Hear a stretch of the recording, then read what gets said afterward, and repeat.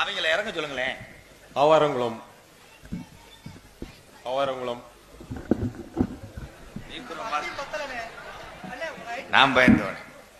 ஆவாரங்குளம் பகுதி வாழ் மக்கள் அனைவருக்கும் இனிய மாலை வணக்கம். அதாவது இந்த திருவிழாக்கு கூடியிருக்கக்கூடிய பெரியோர்கள், தாய்மார்கள், இளைஞர்கள், சிறுவர் சிறுமியர்கள் அனைவருக்கும் மாலை வணக்கம். அதோடு மட்டுமில்லாம இந்த திருவிழாவை சிறப்பாக நடத்தி கொண்டிருக்க விழா கமிட்டியினர்கள் அனைவருக்கும் இனிய மாலை வணக்கம். இதுல ஒரு முக்கியமான விஷயம் என்னன்னா, இப்ப ரீசெண்டா இப்ப ஒரு ஹாஃப் அன் அவருக்கு முன்னாடி நானு கூட வந்திருக்க ஏட்டை எல்லாருமே சித்தனேந்தல் ஆடல் பாடல் முடிச்சு வந்துட்டு இருந்தோம்.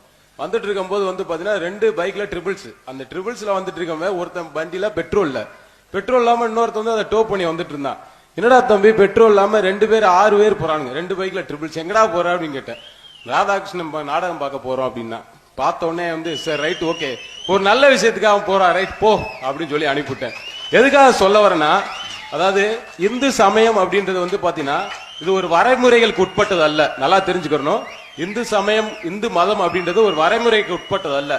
என்ன அப்படின்னா, ஒரு 4 செவத்துக்குள்ள அடைச்சு வச்சு 4 செவத்துக்குள்ள அடைச்சு வச்சு இப்படிதான் சாமியை கும்பிடணும் அப்படின்றது ஒரு வரைமுறைக்கு உட்பட்டது அல்ல. இது ஒரு வாழ்வியல் முறை. என்ன வாழ்வியல் முறை அப்படின்னா, இப்ப காலையில நீங்க தூங்கி எழுந்திருச்ச உடனே பல் துளக்கிட்டு குளிச்சுட்டு ஈர துணியோட பாத்தீங்கன்னா